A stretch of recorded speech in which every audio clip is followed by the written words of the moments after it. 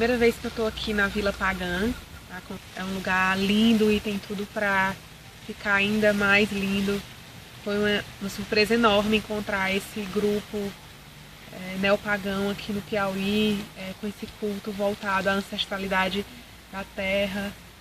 Espero voltar outras vezes. Espero que isso aqui prospere ainda mais, a energia daqui é incrível. E eu acho que a gente tem que conhecer isso aqui, manter, ajudar.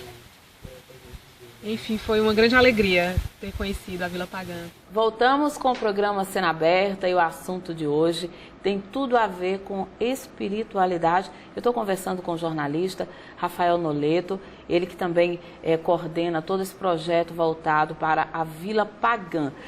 Bom, a gente falava dos festivais no bloco anterior. Sim. Paramos em março. Ao longo do ano a gente celebra duas estações. Em março, Festa das Flores. Duas estações, que é o período seco e o período úmido, né? Uhum. No período seco tem aquelas estações que eu lhe falei, e no período chuvoso a gente tem, ou no período seco a gente começa com a Festa do Sol, né? A colheita. A chegada do tempo quente, depois da Festa da Fertilidade, onde se colhe os frutos, depois você tem a Festa do Sol, chegada do período seco. Depois tem a festa dos grãos e da palha, quando a vegetação já está toda sequinha, né? É bem aquela relação no sentido figurado também do plantar para colher. Uhum. Isso para a vida da gente. E não só no sentido rural, né? O tempo de plantar não é só o tempo de plantar lá na terrinha e a sua planta, mas você semear seus projetos, fazer recomeço. Então tem toda essa associação, né? Tanto do sentido físico como do sentido espiritual, né? Ok. Olha, quando eu conheci você há uns anos atrás, não vou nem fazer as contas, você me trazia uns DVDs, né, de uns pequenos documentários que você fez, e um deles me chamou muita atenção, que fazia uma referência, me fazia lembrar uma obra literária, que é As Brumas de Avalon, uma obra literária que eu li várias vezes, e tinha aquela história da barca. Vamos fazer esse documentário foi A Teia Pagã, ele foi produzido em 2011, né? Mostrava um pouco desse panorama do como é que estava naquela época a situação da espiritualidade pagã no Piauí, né?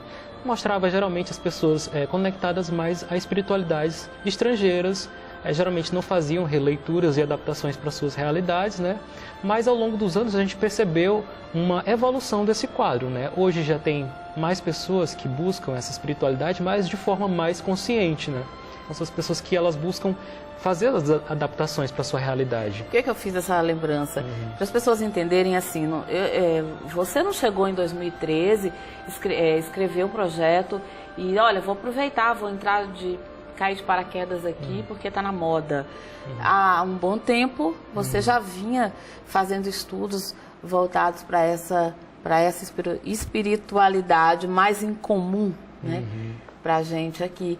E isso é muito legal, porque o fato de você acreditar no seu projeto, de acreditar que pode dar certo, de vivenciar isso, eu acho que é a mola mestra que faz com que tudo esteja dando certo. Com certeza, eu agradeço por todo o apoio que tenho recebido das pessoas que estão comigo nesse projeto, das pessoas que acreditam, que colaboram, inclusive sua também, que tem me ajudado desde o começo, né?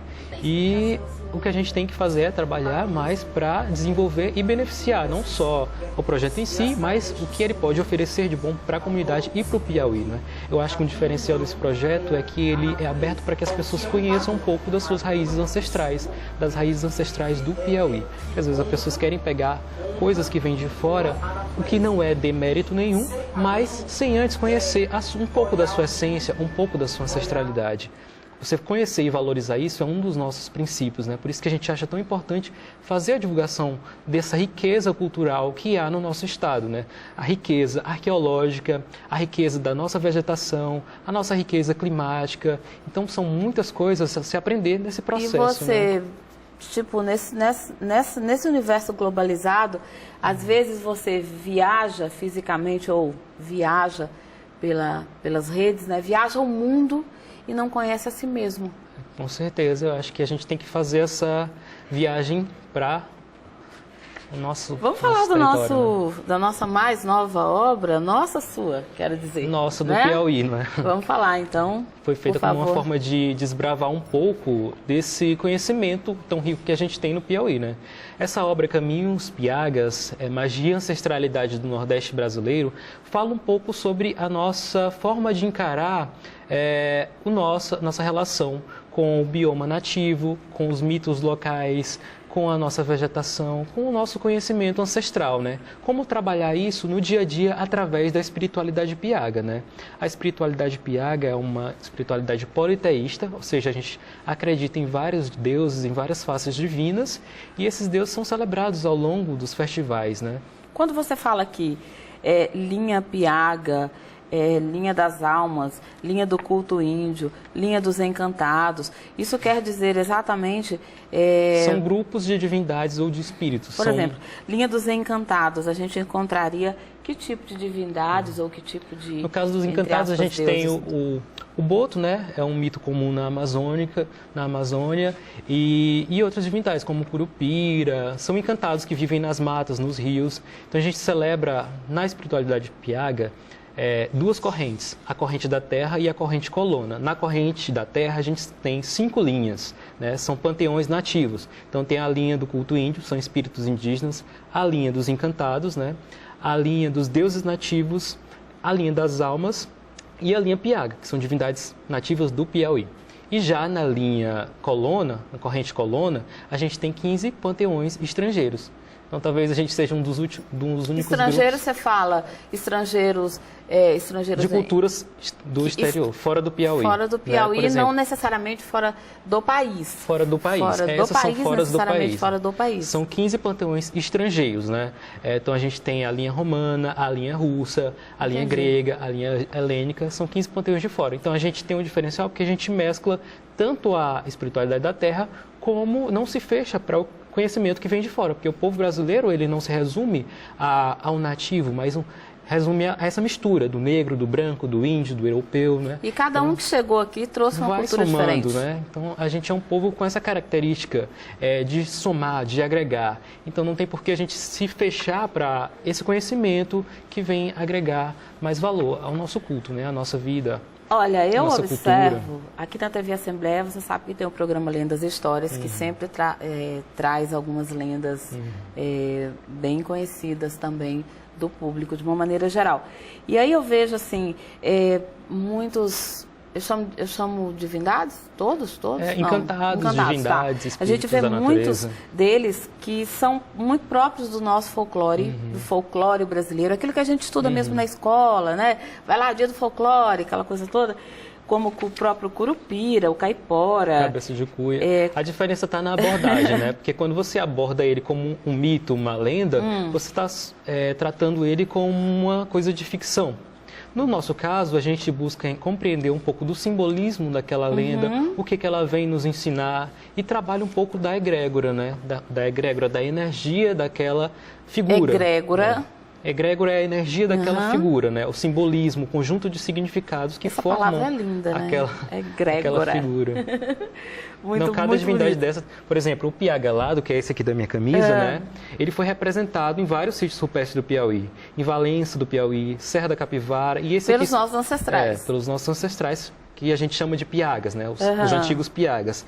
E ela representa justamente o guardião dessa sabedoria ancestral, né? Que com as suas asas ele pode alçar voos e olhar as coisas sobre uma perspectiva mais ampla. Então ele vem nos guiar por esse caminho de busca pela nossas raízes ancestrais. Né? E tem uma...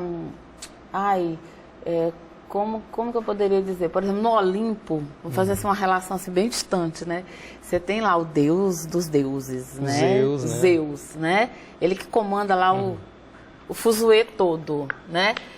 Tem essa relação... de divindades centrais. De divindades centrais, de subordinação, não sei se seria essa a palavra correta, mas assim, de escalas, de graus Existe isso? Existe a questão, os deuses, eles estão acima na hierarquia, né? Depois vem os encantados, depois vem as almas. E algumas figuras, elas se sobressaem porque elas apresentam uma conexão maior com o simbolismo da espiritualidade da Terra.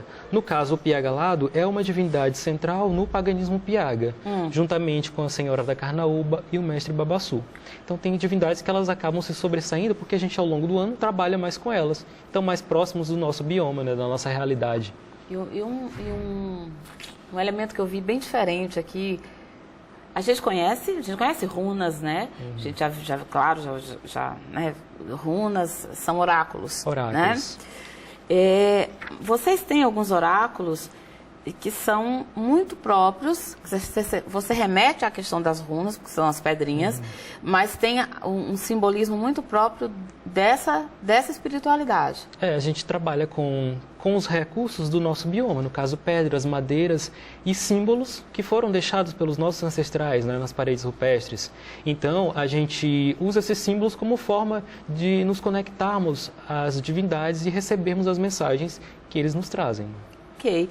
E alguns elementos, só para a gente concluir, são também, tem relação com elementos já bastante conhecidos, como, por exemplo, eu citei um agora, a Roda da Fortuna. Você faz uma referência à questão do tarô, que tem essa carta Roda da Fortuna. Sim. Você acha que... Quer dizer, você acha não, você pode realmente explicar isso para a gente, se quem pode explicar é você, né?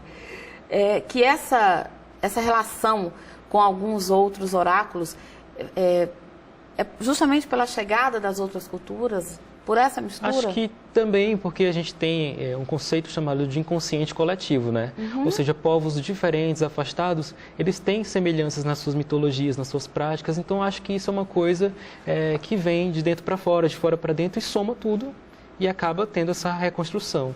Então você pode dizimar todo um povo, matar sua cultura e aquilo pode ressurgir anos depois por conta desse inconsciente coletivo, né? A gente acredita nisso. Você sabe que daqui a alguns dias, ou quem sabe, alguns anos, alguns dias, você volta de novo, né? Com certeza. Mas só para concluir mesmo, gente, olha só, esse livro do Rafael está sendo vendido exclusivamente pela internet? Pela internet, pelo site do Clube dos Autores, né? Basta buscar lá no Google Caminhos Piagas. Aparecendo aqui no vídeo, para quem está acompanhando o nosso programa, lembrando que tem cantamentos, tem cânticos, tem de tudo um pouco, poções mágicas também, receitas mágicas, benzimentos, que é algo típico da nossa tradição, né? Ok. Então tem muito conhecimento para ser explorado ainda. Certo. Eu queria também agradecer a camisa que ele trouxe aqui, muito legal. Também está à venda? Está à venda lá na loja da Vila Pagã, né? Lá tem a loja, você pode encontrar de tudo um pouco, poções mágicas, camisas. Então é bem... Qual é a poção mais procurada lá? Me conta. Lá uma das mais procuradas é a poção da prosperidade, né? Que Todo mundo quer ser porque nesse período de crise, principalmente, né? E também para reforçar também a parte amorosa, né? Abrir os caminhos do amor. Então todo mundo quer ser feliz e ter dinheiro, rico, né? Obrigado por ter vindo, Muito obrigado pelo convite. Estamos sempre abertos às portas da Vila. Para os que quiserem visitar também, é só entrar em contato pela fanpage da Vila, pelo site. Estamos sempre abertos para receber. E use muito a poção da prosperidade, viu? Com certeza. Para dar tudo certo. Bom, essa edição do programa Cena Aberta fica por aqui. Você já sabe, tem Cena Aberta toda sexta às 9 da noite, tem Cena Aberta aos sábados e também na fanpage dos nossos programas culturais. Eu vejo você no próximo encontro. Até lá!